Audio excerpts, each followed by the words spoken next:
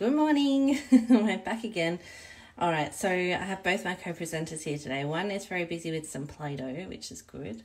Mom, yes? I found Play-Doh. You found Play-Doh? Awesome. What are you going to make?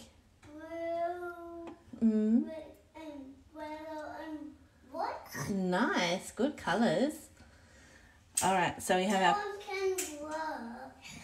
Hey? And that one's can other side. Oh. You see it other side? You see that? You see it? I can see it. Oh, yeah. I'm just going to do this video, okay? Look at it. Yeah. I'm getting a... all right, so the topic for today is again taken from the Australian curriculum because I'm trying to help out teachers and parents and students who are studying the history at school at the moment, well, at school being from home, remotely, wherever everyone's based. So the topic for today is looking at the struggle for rights in Australia for Aboriginal and Torres Strait Islander people prior to 1968, or 65 I think it was, and particularly looking at the 1938 Day of Mourning. But I'll start with some of the early examples of resistance against white colonialism. There are a few examples of one person leading, or like a group of people, hey Graham, a group of people leading a charge against colonialism or frustrated with the increasing dominance of Europeans in certain areas. So one example is Pummelwise movement in New South Wales, or what became New South Wales. He was very much hitting back against the European encroachment on his land and his people's land. There are a few other cases of that which I can, hey, good morning, Papa, which I can go into. There's also cases of more diplomatic efforts.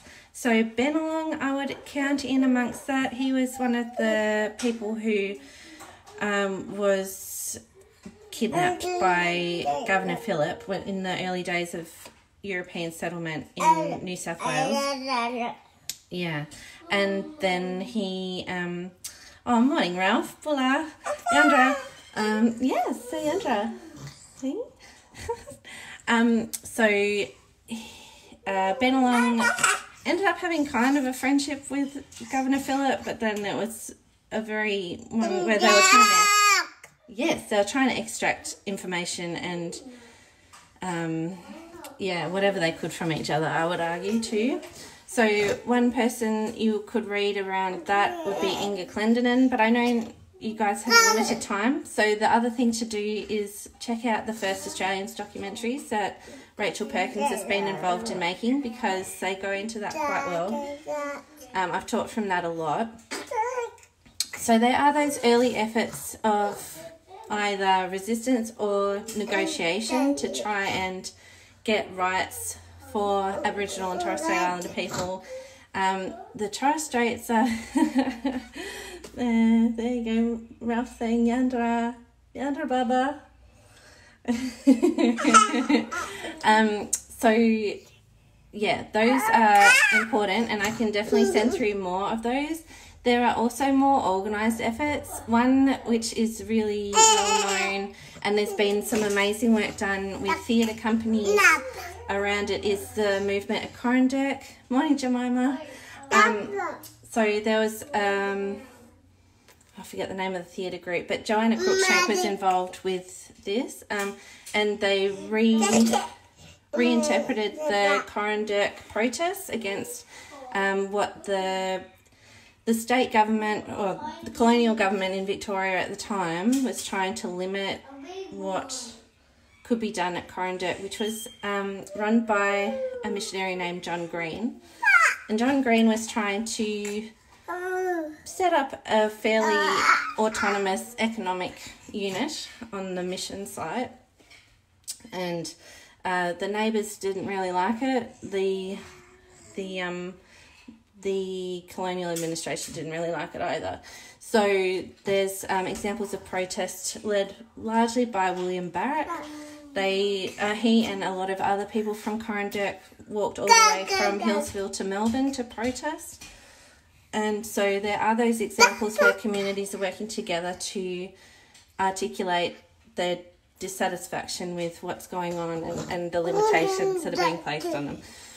So those are kind of all from the 17 and 1800s.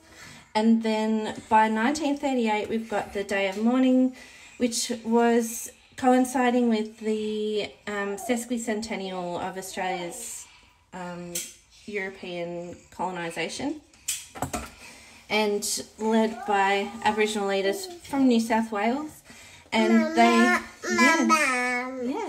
were protesting against the way that the reserve systems had been set up, and that was limiting Aboriginal rights and ability to really live freely in society. So those are, you can see how these movements for greater rights in Australia became more and more organised over time, and it was interrupted somewhat by the wars, World War I and World War II, but in some ways the wars also gave people an opportunity to see their position in society differently. So and I should probably do a separate segment on the Torres Strait. I would love to bring in Uncle John Watt, who I've been working with for a long time, who's just finished his master's thesis. He's based on Thursday Island, but he's from Mabuya, and he would have a lot to say about Torres Strait and the different experience that was had up there. I'll see what I can do around that, because he would be great to have on for a chat.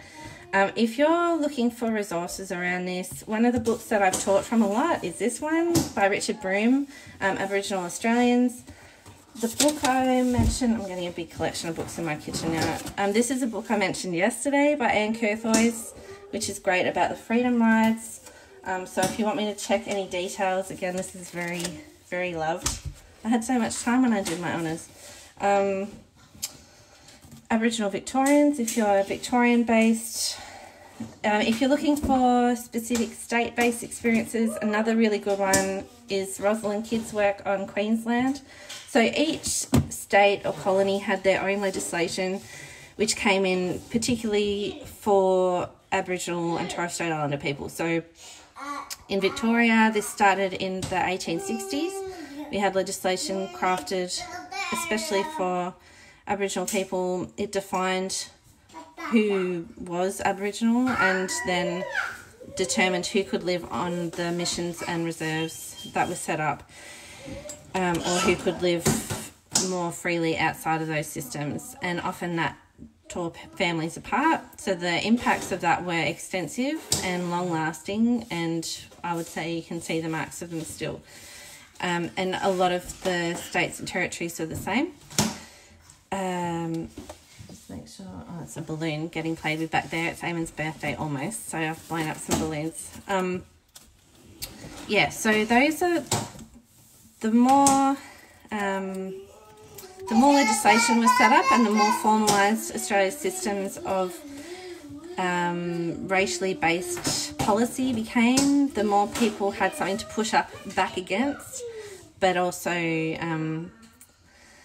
the harder life became in a way, the less freedoms there were. So there was that need to push back for more civil rights. So those are my thoughts for this morning. Hopefully that made sense. It is difficult when the kids are around, but they've been pretty good. Hopefully you all have a great day. It's Friday, hooray! So hopefully you get some downtime on the weekend.